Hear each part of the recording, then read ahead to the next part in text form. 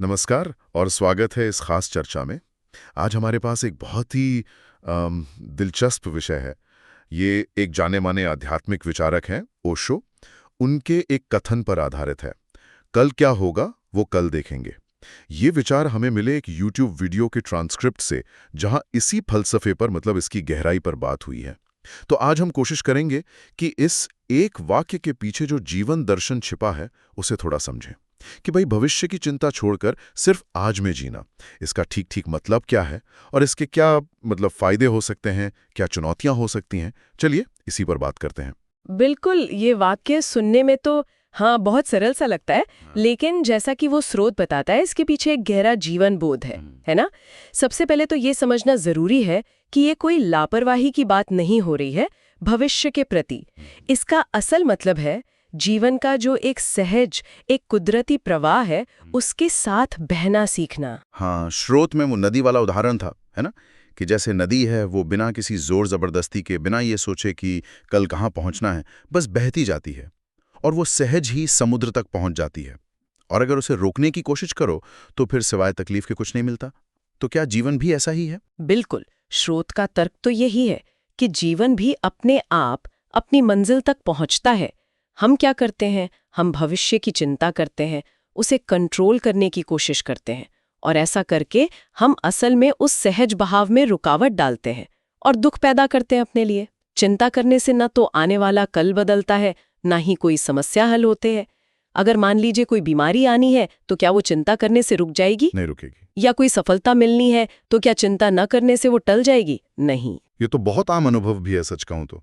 अक्सर हम जिन बातों को लेकर सबसे ज्यादा परेशान होते हैं, भविष्य की जिन चीजों से डरते हैं, वो या तो कभी होती ही नहीं है, हाँ, ज्यादातर तो यही होता है। या फिर जब होती हैं तो हम देखते हैं कि अरे, उनसे निपटने की ताकत भी हमें उसी वक्त मिल गई। तो ये चिंता एक तरह से मन का बनाया हुआ जाल है ना? हाँ, बिल्कुल एक जाल ही है।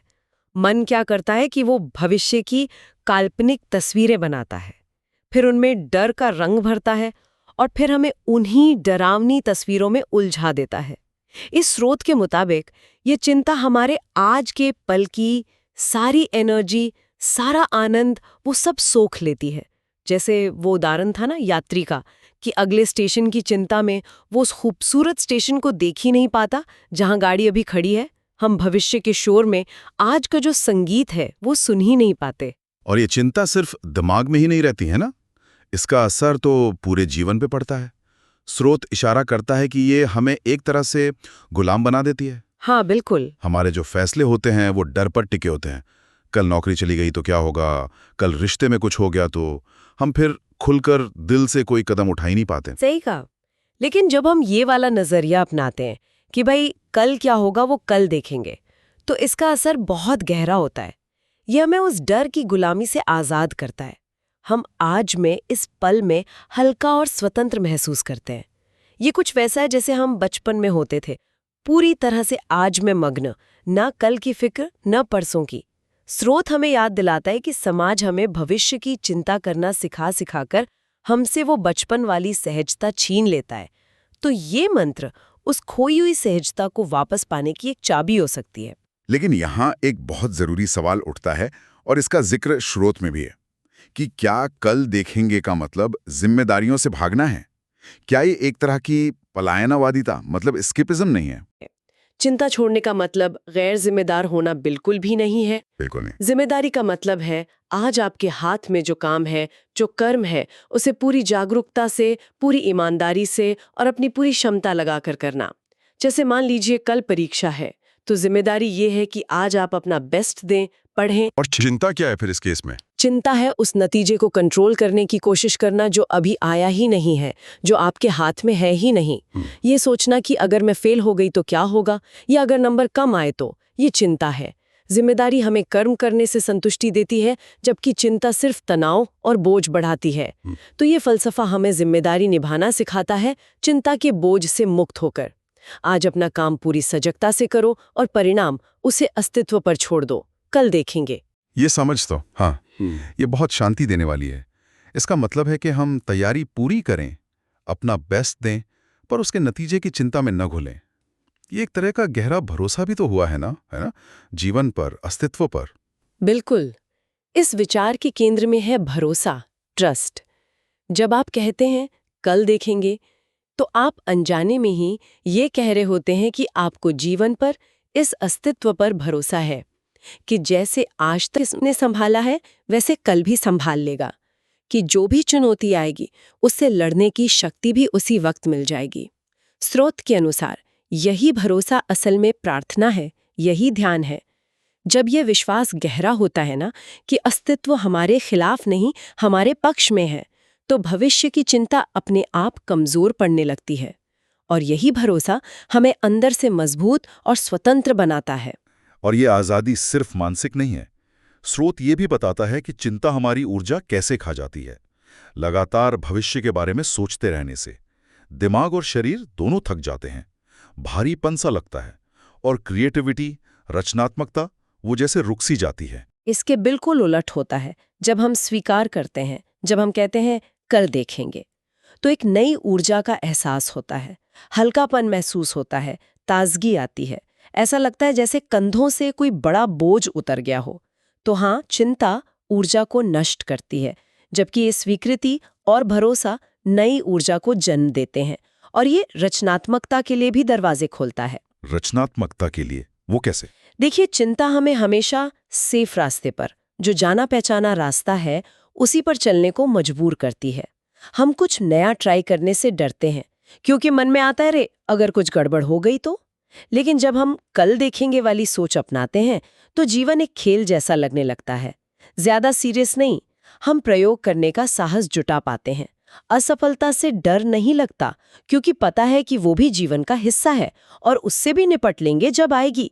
दुनिया के जितने बड़े आविष्कार हुए हैं या खोजें हुई हैं, वो अक्सर ऐसे ही लोगों ने की हैं जिन्होंने नतीजों की चिंता छोड़ दी और बस अपने काम में डूब गए। ये बात तो फिर अनिश्चितता को स्वीकार करने से भी जुड़ती है। जीवन की खूबसूरती शायद इसी में है कि हमें पता नहीं कल क्या होने वाला है। अगर सब कुछ पहले से फिक्स हो, हर मोड़ पता हो, तो जीवन कितना उबाऊ हो जाएगा, है ना, नीरस। बिल्कुल। तो ये फलसफा हमें अनिश्चितता से डरने के बजाय उसका स्वागत करना सिखाता है, उसके रोमांच को जीना सिखाता है। सही कहा। और ये हमें हर पल का स्वाद लेना भी सिखाता है। स्रोत में वो खाने का उदाहरण बहुत अच्छा था कि अगर हम खाना खाते समय ये चिंता करें कि कल क्या खाएंगे, तो आज के खाने का स्वाद कैसे ले पाएंगे। ठीक वैसे ही भविष्य की चिंता में हम वर्तमान जीवन के जो अनमोल पल हैं, उनका रस खो देते हैं। हर पल का अपना एक अलग रंग है, अपनी एक महक है, अपना एक संगीत है। कल देखेंगे का नजरिया हमें सिखाता है अभी जो सामने है उसे पूरी तरह जी लो, पूरी तरह महसूस करो। और ये बात ये रिश्तों पर भी लागू होती होगी फिर? हाँ, बिल्कुल होती है। रिश्तों में भी अक्सर भविष्य का डर बहुत हावी रहता है। अगर कल ये रिश्ता टूट गया तो, अगर कल वो इंसान बदल गया तो, और इस डर की वजह से हम आज का जो प्यार है, आज का जो साथ है, उसको भी बोझिल बना देते हैं। जबकि प्रेम की असली खूबसूरती तो वर्तमान की सच्चाई में है, उसकी सहजता में है, भविष्य की गारंटी में नहीं।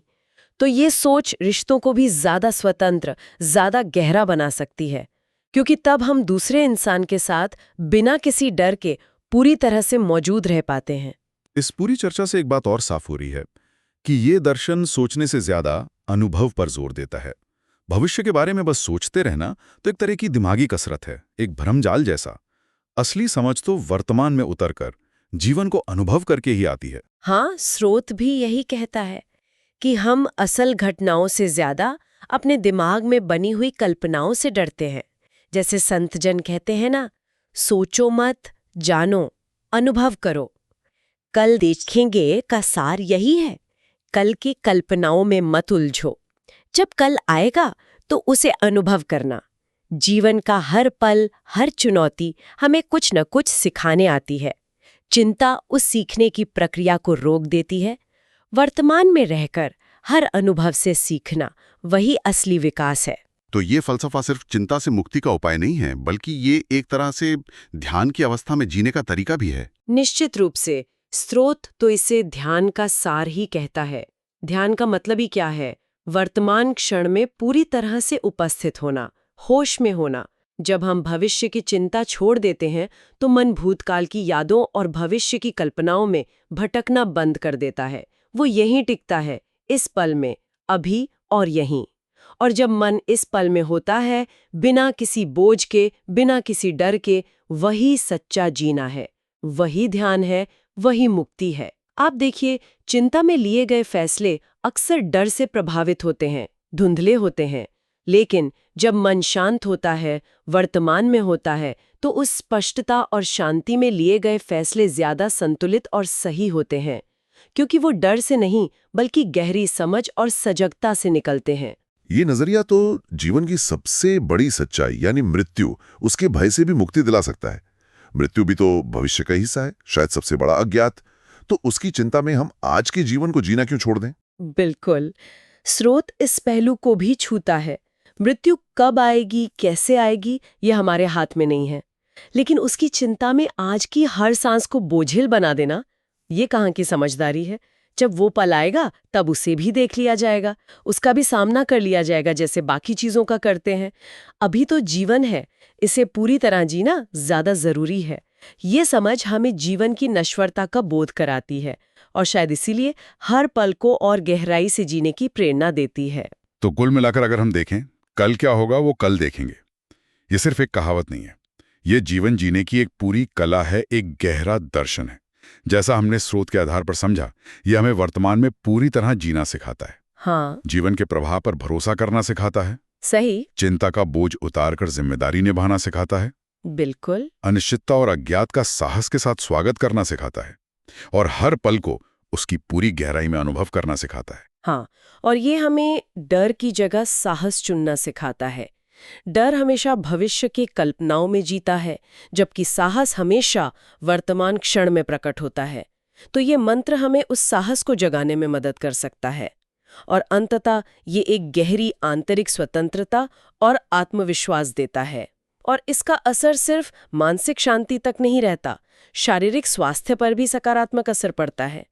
क्योंकि हम जानते हैं, चिंता शरीर को बीमार करती है, जबकि भरोसा और स्वीकृति उसे स्वस्थ रखने में मदद करते हैं। वाकई, इस एक छोटे से वाक्य में जीवन को बदलने की कितनी गहरी क्षमता छिपी है। हाँ, तो जाते जाते एक विचार छोड़ जाते हैं इस चर्चा से कि अगर आज हम जानबूझकर सिर्फ एक दिन के लिए, या शायद अपने किसी एक छोटे से फैसले में, या किसी एक चिंता वाले पल में इस भाव को उतारने की कोशिश करें, ठीक है, अभी जो सामने है उसे देखते हैं, कल की कल देखेंगे, तो क्या महसूस होगा? क्या कोई बोझ हल्का होगा? क्या थोड़ी ज्यादा शांति या स्पष्टता मिलेगी? इस पर विचार जरूर कीजिएगा।